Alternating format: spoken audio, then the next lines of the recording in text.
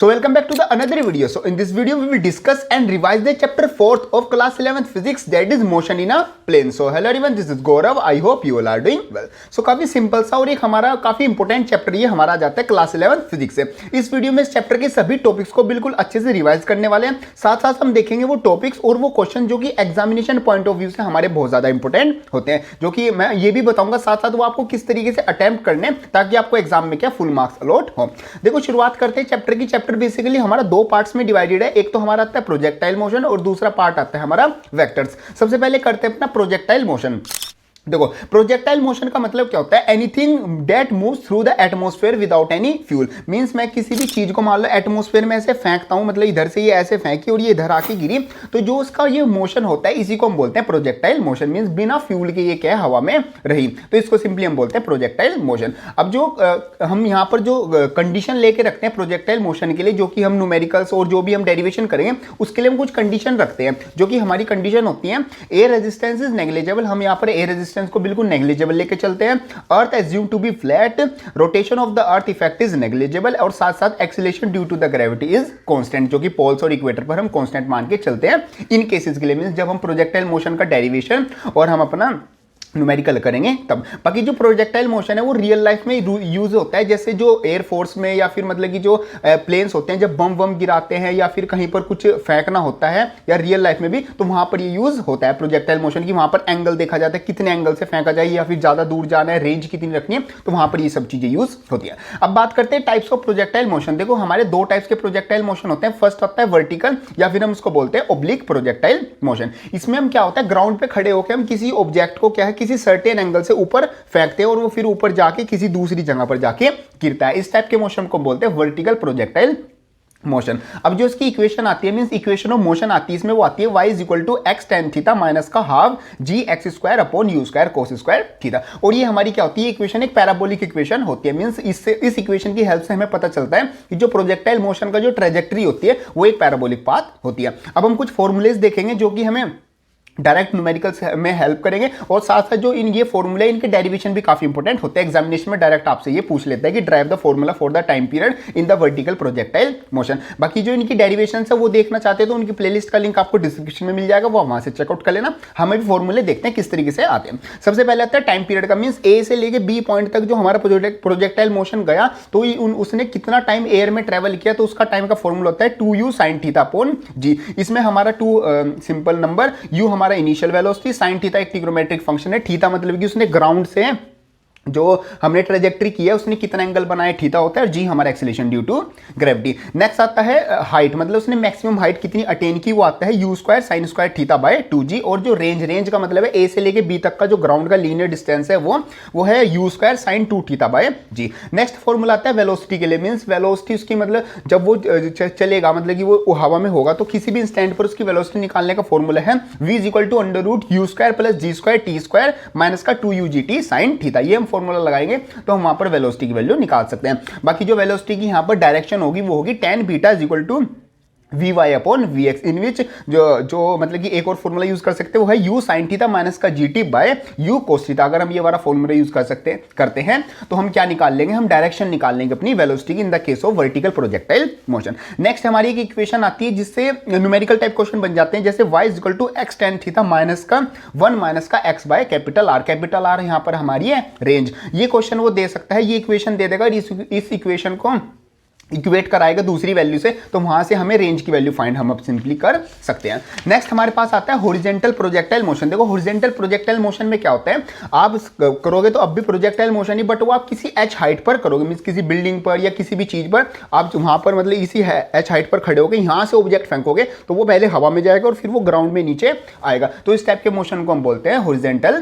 Projectile motion. इसमें हमारी जो इक्वेशन आती है वो आती है y इज इक्वल टू के एक्स स्क्वायर, या फिर हम बोल सकते हैं जो उसमें यहाँ पर k की वैल्यू है वो half g upon u square value आती है। नेक्स्ट हम बात करते हैं यहाँ पर रेंज की। मींस उसने टोटल डिस्टेंस ट्रेवल किया है वो कितना होता है, वो होता है range is equal to u into under root 2h by g. इसमें h जो हम जितनी हाइट पर खड़े हैं वो हमारी हाइट हो गई, g मतलब एक्सीलरेशन ड्यू टू ग्रेविटी, और u मतलब कि हमारा जो इनिशियल वेलोसिटी हो गई वो। बात करते हैं टाइम की। Time is equal to under root 2h by g हमारा आता है, और जो वेलोसिटी आती है वेलोसिटी का फॉर्मूला होता है under root u square plus का जी स्क्वायर टी स्क्वायर, ये हमारा फॉर्मूला आता है। और अगर हम उसमें वेलोसिटी की डायरेक्शन निकालना चाहते हैं तो आएगी tan beta is equal to v y upon v x means g t by u हमारी वैल्यू आएगी। ये सब आ जाता है हमारा related to horizontal projectile motion. इससे पहले हमने किया था वर्टिकल प्रोजेक्टाइल मोशन। अब बात कुछ करते हैं कुछ न्यूमेरिकल्स टाइप क्वेश्चन की। न्यूमेरिकल्स में हमें क्या क्या चीज़ों का ध्यान रखना है। सबसे पहले अगर किसी ऑब्जेक्ट को हम हॉरिजॉन्टल प्रोजेक्टाइल मोशन कर रहे हैं वहाँ पर और हम अपवर्ड में फेंक रहे हैं तो वहाँ पर जो हम इक्वेशन ऑफ मोशन यूज़ करते हैं तो उसमें हम यूटी की वैल्यू क्या लेते हैं, नेगेटिव लेते हैं। इससे आपके मतलब जो न्यूमेरिकल्स है वो सोल्व हो जाएंगे। तो s is equal to minus का ut plus half g t square हमारा फॉर्मूला लगेगा। और बाकी जो हमारी जो मैक्सिमम हॉरिजॉन्टल रेंज होती है वो 4 टाइम्स द मैक्सिमम हाइट होती है। तो हम क्या यूज़ करते हैं, एट 40 डिग्री एंगल, अगर थीटा की वैल्यू 45 डिग्री हो तो वहाँ पर जो मैक्सिमम हमारी हॉरिजॉन्टल रेंज होगी वो किसके इक्वल होगी, 4 टाइम्स द मैक्सिमम हाइट के इक्वल होगी। ये सब कुछ आ जाता है हमारा प्रोजेक्टाइल मोशन से रिलेटेड। और इस टाइप के सारे मतलब जितने आपको क्वेश्चन दिख रहे हैं इस टाइप के क्वेश्चन प्रोजेक्टाइल मोशन से बनते हैं जो कि आपके एग्जामिनेशन के लिए इंपॉर्टेंट होते हैं। बाकी जो प्रोजेक्टाइल मोशन है उससे जो डेरिवेशन और जो थ्योरी पार्ट है वो सब आप अगर समझना चाहते हैं तो उसकी मैंने सिंगल वीडियो भी बना रखे है, वहां से चेकआउट कर सकते हैं। अभी तो मैं एक रिवीजन के पर्पज से कर रहे हैं तो वो चेकआउट करते हैं। चलो जी, जो नेक्स्ट टॉपिक आता है वो आता है वेक्टर्स। देखो वेक्टर्स आपके लिए एक नया टॉपिक है बट एक सिंपल सी चीज है, सिंपल वर्ड्स में समझो। वेक्टर्स का मतलब होता है वो फिजिकल क्वांटिटी जिसमें मैग्नीट्यूड के साथ साथ आपको क्या डायरेक्शन की भी रिक्वायर हो, उसको मतलब कि एक्सप्लेन करने के लिए, तो उस टाइप की फिजिकल क्वांटिटी को हम बोलते हैं सिंपली वेक्टर्स। अब वेक्टर्स हमारे क्या है, काफी टाइप के वेक्टर्स होते हैं। सबसे पहले आता है पोजीशन वेक्टर। पोजीशन वेक्टर का मतलब है किसी भी पॉइंट या फिर किसी भी ऑब्जेक्ट की पोजीशन को जो डिफाइन करेगा उस वेक्टर को हम बोलेंगे पोजीशन वेक्टर। मींस जो कोऑर्डिनेट सिस्टम में एक्स वाई जेड ये सब चीजें होती है ये हमारे होते हैं पोजीशन वेक्टर। नेक्स्ट आता है डिस्प्लेसमेंट वेक्टर। तो डिस्प्लेसमेंट वेक्टर का मतलब होता है चेंज इन पोजीशन पर यूनिट टाइम। मींस आप क्या करें, पोजीशन चेंज कर रहे हो तो उसके रेस्पेक्ट में मतलब कि आपकी कौन कौन सी पोजीशन चेंज हो रही है, जो पोजीशन वेक्टर कितना चेंज हो रहा है उसी को हम बोलते हैं डिस्प्लेसमेंट। मींस ए से लेके बी तक आपने कितना डिस्टेंस ट्रेवल किया वो होगी आपकी डिस्प्लेसमेंट वेक्टर। नेक्स्ट बात करते हैं पोलर वेक्टर। पोलर वेक्टर का मतलब होता है जो vectors having the starting point, जिन वेक्टर्स का स्टार्टिंग पॉइंट होता है उनको बोलते हैं पोलर वेक्टर। एग्जाम्पल के आगे डिस्प्लेसमेंट और वेलोसिटी, मींस ए पॉइंट से स्टार्ट होंगे ना और वेलोसिटी भी 0 से स्टार्ट होती बढ़ती जाएगी। ये सब हमारे आ जाते हैं पोलर वेक्टर्स। नेक्स्ट बात करते हैं एक्सियल वेक्टर। एक्सियल वेक्टर मतलब कि जो रोटेशनल मोशन को शो करेंगे वो होंगे हमारे एक्सियल वेक्टर, जैसे टॉर्क हो गया, एंगुलर वेलोसिटी होगी, इस तरफ के इस टाइप के वेक्टर। नेक्स्ट बात करते हैं some definition of a vector algebra. Vector algebra में हम कुछ वेक्टर्स यूज करते हैं जो कि आते हैं सबसे पहले इक्वल वेक्टर्स। तो इक्वल वेक्टर्स वो वेक्टर्स होते हैं जिनका मैग्नीट्यूड और डायरेक्शन दोनों चीजें बिल्कुल सेम हो, उन वेक्टर्स को हम बोलते हैं इक्वल वेक्टर। नेक्स्ट आता है नेगेटिव ऑफ वेक्टर। तो फॉर एग्जांपल हमारे पास कोई वेक्टर है ए, तो उसका मतलब कि सेम मैग्नीट्यूड का वेक्टर होना चाहिए बी, बट उसकी डायरेक्शन क्या होनी चाहिए, अपोजिट होनी चाहिए। तो जो ए बी हो जाएगा, ए बी का क्या हो जाएगा, नेगेटिव वेक्टर हो जाएगा। नेक्स्ट बात करते हैं मॉडुलस ऑफ वेक्टर। अगर एक वेक्टर की हम क्या मोड लगा दे, मींस उसकी पॉजिटिव वैल्यू बना ले, उसकी एक तरीके से मैग्नीट्यूड निकाल ले, उसको हम बोलते हैं मॉडुलस ऑफ वेक्टर। नेक्स्ट आता है यूनिट वेक्टर। यूनिट वेक्टर का मतलब होता है जिस वेक्टर का मैग्नीट्यूड यूनिट हो और उसकी डायरेक्शन क्या हो, सेम उस डायरेक्शन में ही हो जो हम जिसके वेक्टर से हम कंपेयर कर रहे हैं, उस वेक्टर को हम बोलते हैं यूनिट वेक्टर। नेक्स्ट बात करते हैं फिक्स्ड वेक्टर या फिर लोकलाइज। जिस वेक्टर की जो इनिशियल पोजीशन है वो फिक्स हो, वो हमारा क्या हो गया, फिक्स्ड वेक्टर। फ्री वेक्टर जिसमें कोई भी इनिशियल पॉइंट ना हो, और जीरो वेक्टर मतलब जिसका जो मैग्नीट्यूड है वो हमारा जीरो और साथ साथ जो उसकी डायरेक्शन है वो भी आर्बिट्रेरी डायरेक्शन हमारी हो, उसको बोलते हैं जीरो वेक्टर। अब नेक्स्ट हमारा टॉपिक आता है काफी इंपॉर्टेंट, जो कि आपके आने वाले जब भी आप वेक्टर्स का टॉपिक करोगे आपको जरूर काम आएगा। इसको हम बोलते हैं addition of two vectors. Means दो वेक्टर्स को हम किस तरीके से ऐड करेंगे। तो हमारे पास दो मेथड आते हैं, एक तो ट्राइंगल लो और एक आता है हमारे पास पैरेललोग्राम लो। फर्स्ट डिस्कस करते हैं ट्राइंगल लो। देखो ट्राइंगल लो में क्या होता है, अगर दो वेक्टर हमारे ट्राइंगल की दो साइड को रिप्रेजेंट कर रहे हैं एक रेस्पेक्टिव डायरेक्शन में, जो हमारी थर्ड साइड होगी वो हमारा क्या देगी, उन दोनों का रिजल्टेंट वेक्टर देगी इन द रेस्पेक्टिव डायरेक्शन, कुछ इस तरीके से। ठीक है, ये आता है हमारा ट्राइंगल लो, जिसको हम मतलब कि फॉर्मूला जो होता है R is equal to means resultant vector is equal to under root a square plus b square plus का 2ab कोस थीटा हमारी वैल्यू होती है। ठीक है, ये सब कुछ आ जाता है हमारा मतलब कि ट्राइंगल लो से। बात करते हैं पैरेललोग्राम लो। पैरेललोग्राम लो में क्या होता है कि अगर हमारे पास पैरेललोग्राम है और पैरेललोग्राम की दो एडजेसेंट साइड जो है वेक्टर्स को रिप्रेजेंट कर रही है, तो उन दोनों एडजेसेंट साइड के जो बीच का जो हमारा डायगोनल होगा वो क्या रिप्रेजेंट करेगा, वो रिजल्टेंट वेक्टर को रिप्रेजेंट करेगा और साथ साथ उसकी डायरेक्शन को भी बताएगा। उसका जो फॉर्मूला होता है वो होता है R is equal to under root a square plus b square plus का 2ab कोस थीटा हमारा फॉर्मूला होता है। इस तरीके से यूज करते हैं हम अपना पैरेललोग्राम लो। एक और आता है हमारा पॉलीगन लो पॉलीगन लो सेम हमारे इन दोनों को कंबाइन करके एक तरीके से जो ट्रायंगल लो है ना उसको ही कंबाइन करके बनाया हुआ है। इसमें हमारे पास पॉलीगन है तो हम सारे पॉइंट्स को ज्वाइन कर लेते हैं और एक अलग अलग इंडिविजुअल ट्रायंगल बना देते हैं। अब यहाँ से जो हमारा रिजल्टेंट होता है वो हमारे जो इंडिविजुअल वेक्टर है उन सब का सम करके हम क्या निकालते हैं, रिजल्टेंट वेक्टर निकालते हैं।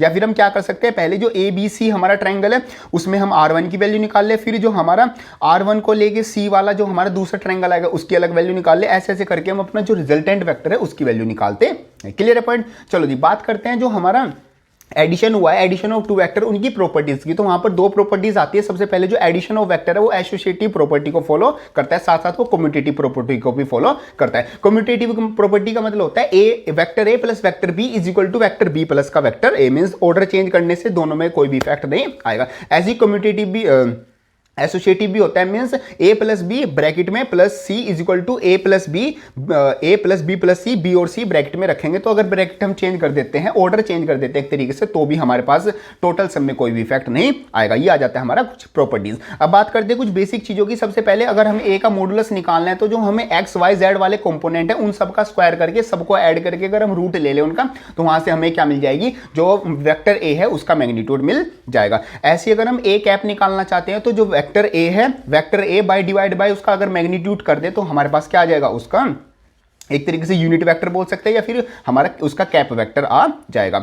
और यहाँ पर ए एक्स होता है हमारा ए कोस थीटा और ए वाई होता है हमारा ए साइन थीटा, मींस जो रेस्पेक्टिव परपेंडिकुलर पैरेलल डायरेक्शन में हमारे आते हैं। नेक्स्ट बात करते हैं बेस वेक्टर की। बेस वेक्टर का मतलब होता है जो कि हमें एक तरीके से डायरेक्शन को रिप्रेजेंट करते हैं, जैसे कि आई जे और के। आई हमारा एक्स डायरेक्शन को रिप्रेजेंट करता है, जे हमारा वाई डायरेक्शन को, और जो हमारा के हो गया वो हमारी जेड डायरेक्शन को रिप्रेजेंट करता है। जैसे जो रिजल्टेंट होगा अगर ए प्लस बी है हमारा, तो जो एक्स एक्स वाले हैं वो आपस में प्लस होते हैं। मान लो दो वेक्टर्स को हमें प्लस करना है तो दोनों में जो एक्स एक्स कंपोनेंट है वो आपस में प्लस होंगे, वाई वाई आपस में प्लस होंगे, और जो जेड जेड है वो आपस में प्लस होंगे। मींस आई आई वाला, जे जे वाला और के वाला आपस में प्लस होगा। इस तरीके से हम रिजल्टेंट दोनों का निकाल सकते हैं। नेक्स्ट आता है हमारा प्रोडक्ट ऑफ द वेक्टर्स। ये भी काफी इंपॉर्टेंट है, जब भी वेक्टर्स का टॉपिक आएगा ये टॉपिक्स को जरूर यूज किया जाता है और एग्जामिनेशन में यहां से पक्का क्वेश्चन आते हैं। दो तरीके से प्रोडक्ट होता है, एक तो स्केलर प्रोडक्ट और दूसरा आ जाता है हमारा वेक्टर प्रोडक्ट।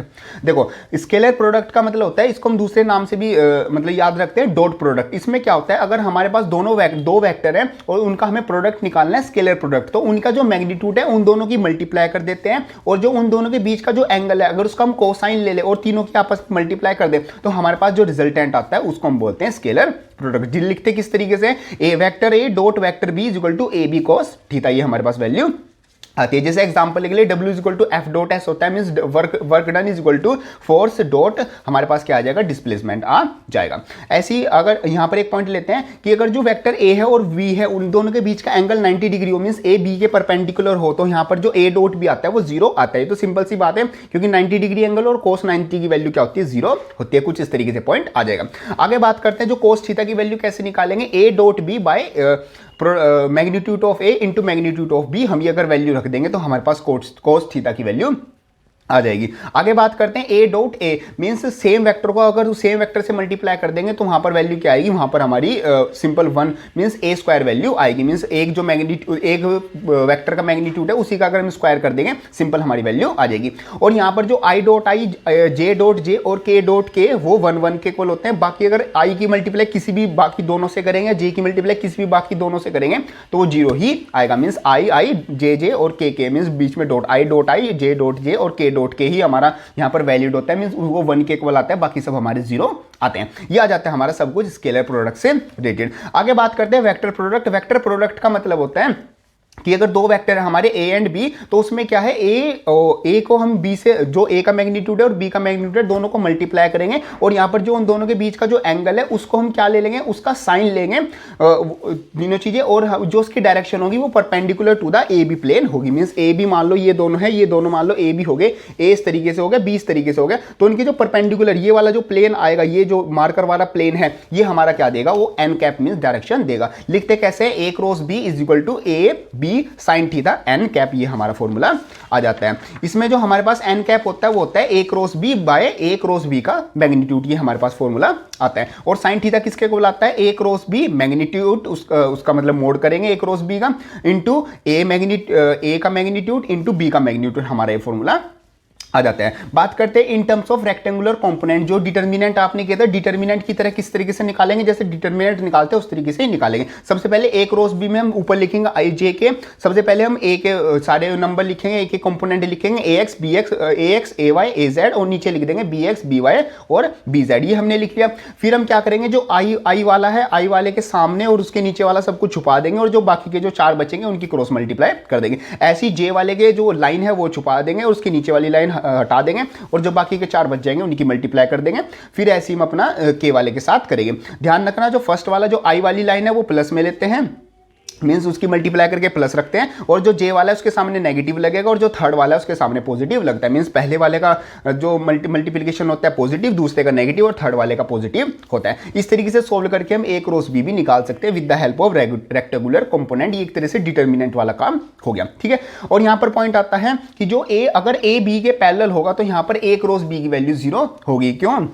क्योंकि पैरेलल है तो एक तरीके से एंगल 0 या फिर 180 हो जाएगा, और साइन 90 की वैल्यू कितनी होती है वो हमारी सिंपली नहीं, पैरेलल हुआ ना, तो पैरेलल का मतलब 0, तो जो साइन 0 और 180 की वैल्यू होती है वो सिंपली 0 होती है। इसी वजह से जो ए क्रॉस बी है वो भी 0 के इक्वल हो जाता है। एग्जांपल के लिए आ जाता है हमारा torque is equal to r cross f. R मतलब कि हमारा पोजीशन वेक्टर होता है जो बीच में डिस्टेंस है, और एफ मतलब कि हमारी फोर्स, और हमारे पास मोमेंटम आ जाता है, momentum angular momentum is equal to r cross p, linear momentum के इक्वल आ जाता है। एक तरीके से एग्जाम्पल है हमारे क्रॉस प्रोडक्ट के, मीन्स वेक्टर प्रोडक्ट के।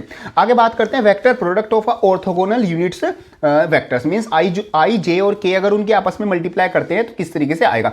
देखो आई जे और के को अगर हम सर्कुलर फॉर्म में लिखें तो अगर हम उनको एंटी क्लॉकवाइज मल्टीप्लाई करें, मींस आई की जे से करें, जे की के से और के की आई से, तो हमारे पास जो वैल्यू आएगी वो पॉजिटिव वैल्यू आएगी। और अगर हम इनकी क्लॉकवाइज मल्टीप्लाई करें, मींस के की जे से करे, जे की आई से करे और आई की के से करे, मींस ऐसे से घूमते जाए, तो हमारे पास क्या आएगी, एक नेगेटिव वैल्यू आएगी। ये आपको ध्यान रखनी है क्योंकि प्लस माइनस का यहाँ पर बहुत ज्यादा मतलब कि बहुत ज्यादा इंपॉर्टेंस होती है। पूरा क्वेश्चन चेंज हो जाता है अगर आप साइन गलत लगा देते हैं तो, ठीक है। नेक्स्ट एक फॉर्मूला आता है एरिया ऑफ पैरेललोग्राम। आप वेक्टर की हेल्प से एरिया ऑफ पैरेललोग्राम भी निकाल सकते हो। कैसे? अगर आप जो जैसे हमने वो किया था ना एडिशन वाले में, सेम ऐसी अगर आपको 2 साइड दी हुई है ए एंड बी, तो अगर ए बी का आप क्रॉस प्रोडक्ट कर दो तो वहां से आपका क्या निकल जाएगा, और आपका निकल जाएगा एरिया ऑफ पैरेललोग्राम। और अगर वहां पर हमें डायगोनल्स दिए हुए तो डायगोनल्स को कैसे यूज करोगे, तो क्वेश्चन कुछ इस तरीके से आएगा डायगोनल्स वाला। तो वहां पर आपका R1 और R2 दो डायगोनल्स हैं, तो R1 को तो लिख लोगे a प्लस का b और R2 को लिख लोगे a माइनस का b। इन दोनों इक्वेशन को यूज करके a और b की वैल्यू निकालोगे और फिर a क्रॉस b कर दोगे तो आपके पास किसकी वैल्यू आ जाएगी, एरिया ऑफ पैरेललोग्राम की वैल्यू आ जाएगी। तो इस टाइप के क्वेश्चन आप ऐसे सोल्व कर सकते हो।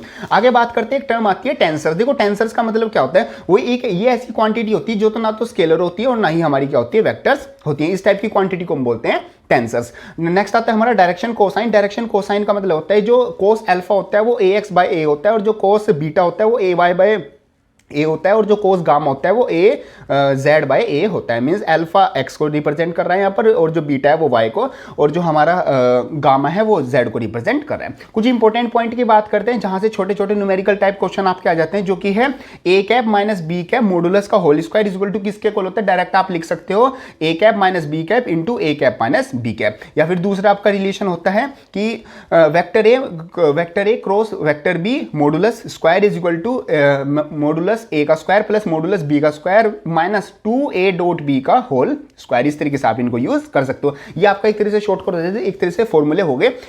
अगर आपको इस फॉर्म में दिया हो तो उस फॉर्म में कन्वर्ट करके आप कहीं पर भी चीजें यूज कर सकते हो। नेक्स्ट आपकी कुछ टर्म्स आती हैं छोटी छोटी सी, जैसे आता है सबसे पहले एंगुलर डिस्प्लेसमेंट। तो एंगुलर डिस्प्लेसमेंट का मतलब है अगर आप सर्कुलर मोशन में आप एक सर्कुलर मोशन कर रहे हो तो आपकी कोई इनिशियल पोजीशन यहां पर थी और फाइनल पोजीशन जाते, तो इनिशियल और फाइनल पोजीशन सेंटर पॉइंट पर क्या एंगल बनाते हैं उसी को हम बोलते हैं एंगुलर डिस्प्लेसमेंट, जिसको डिनोट करते हैं डेल्टा थीटा से। तो delta theta is equal to arc upon radius हमारा फॉर्मूला आता है, और इसकी जो यूनिट होती है वो हमारी रेडियन होती है। आगे बात करते हैं एंगुलर वेलोसिटी। तो एंगुलर वेलोसिटी का मतलब क्या होता है, angular displacement per unit time is known as angular velocity, जिसको ओमेगा से डिनोट करते हैं। और ओमेगा किसके इक्वल होता है, omega is equal to delta theta by delta q, या फिर डेल्टा क्यू भी हम लिख सकते हैं, ठीक है, जिसकी जो यूनिट होती है वो रेडियन पर सेकंड होती है। आगे बात करते हैं एंगुलर एक्सीलरेशन। एंगुलर एक्सीलरेशन का मतलब क्या है, change in angular velocity per unit time is known as angular acceleration, जो कि अल्फा से डिनोट होता है, और alpha is equal to delta delta omega by delta t हमारा फॉर्मूला आ गया, जिसकी जो यूनिट होती है वो रेडियन पर सेकंड स्क्वायर हमारी होती है। अब एक रिलेशन की बात करते हैं, relation between linear and angular. तो लीनियर जो वेलोसिटी होती है means linear velocity is equal to r cross omega means angular velocity होती है। इसमें आर हो गया हमारा पोजीशन वेक्टर, और ऐसे ही हमारे पास जो लीनियर एक्सीलरेशन होता है उसका भी रिलेशन आता है एंगुलर एक्सीलरेशन से, जो कि आता है linear acceleration is equal to r into हमारा alpha means angular acceleration, r हमारा क्या हो गया पोजीशन वेक्टर हमारा हो गया। ये दोनों का रिलेशन आ जाता है बिटवीन लीनियर एंड एंगुलर। आगे बात करते हैं सेंटीपिटल फोर्स। देखो सेंटीपिटल फोर्स आपकी जब भी कोई बॉडी सर्कुलर मोशन में होगी तो वहां पर आपकी कौन सी फोर्स लगती है, ऑटोमेटिकली प्रोसेस में आ जाती है, उसको बोलते हैं सेंटीपिटल फोर्स, जो कि क्या होती है, force acts perpendicular to the motion towards the centre of the circular path known as centripetal force. Simple, अगर आप एक धागे में पत्थर बांधो और उसको ऐसे घुमाओ तो आप देखोगे कि वो जो पत्थर है वो बाहर की तरफ जाना चाह रहा है और जो वायर है वो बिल्कुल स्ट्रेट हो जाती है। तो वो जो पत्थर है या फिर कोई भी ऑब्जेक्ट है वो से सेंटर से क्या 90 डिग्री का एंगल बना देता है। तो जब 90 डिग्री का एंगल बन जाता है तो वहां पर एक फोर्स प्ले होती है, मींस फोर्स काम आती है, जिसको हम बोलते हैं सेंटीपिटल फोर्स, जिसकी जो वैल्यू होती है वो होती है हमारी F is equal to m omega square r हमारी वैल्यू होती है, जो कि छोटे से एक फॉर्मूले में आप याद कर सकते हो, कहीं पर भी आप यूज कर सकते हो, ये हमारा फॉर्मूला आता है। बाकी इसमें जो ओमेगा है, ओमेगा मतलब कि 2 मींस ओमेगा एक तरह से एंगुलर वेलोसिटी हो गई, टू 2π/t आप फॉर्मूला यूज कर सकते हो। ये सब कुछ आता है आपका इस मतलब कि सेंटीपिटल फोर्स से। तो ये सब कुछ आ जाता है हमारे chapter force motion in a plane से। तो आई होप आपके सभी टॉपिक्स बिल्कुल अच्छे से क्लियर हो गए होंगे। हमने इस चैप्टर के जितने भी सभी टॉपिक्स हैं जो कि आपके एग्जामिनेशन के लिए इंपॉर्टेंट है और जो आपको पता होने भी चाहिए, वो सब कुछ हमने कंप्लीट कर लिया। आई होप आपके सभी टॉपिक्स अच्छे से क्लियर हो गए होंगे। अभी भी आपको किसी टॉपिक से रिलेटेड अगर कोई डाउट आता है तो आप उसको कमेंट बॉक्स में लिख सकते हो या फिर मेरे को इंस्टाग्राम पर मैसेज कर सकते हो। बाकी आपके एग्जामिनेशन के लिए ऑल द बेस्ट। बाकी वीडियो हेल्पफुल लगे तो उसको लाइक जरूर कर देना और अपने दोस्तों में ये वीडियो जरूर शेयर कर देना। बाकी चैनल पर और भी जो आपके लिए हेल्पफुल वीडियोस है, जो आपको मतलब कि हेल्प करेंगी बहुत ज्यादा, revision videos, derivation videos, topic wise video, वो सब चैनल पर अपलोडेड है। उन सब का लिंक आपको डिस्क्रिप्शन में मिल जाएगा या फिर आप चैनल में प्लेलिस्ट सेक्शन में जाकर सबको चेकआउट कर सकते हैं। सो नेक्स्ट वीडियो के लिए चैनल को सब्सक्राइब कर लेना और मिलते हैं अपनी नेक्स्ट वीडियो में। तब तक के लिए थैंक यू।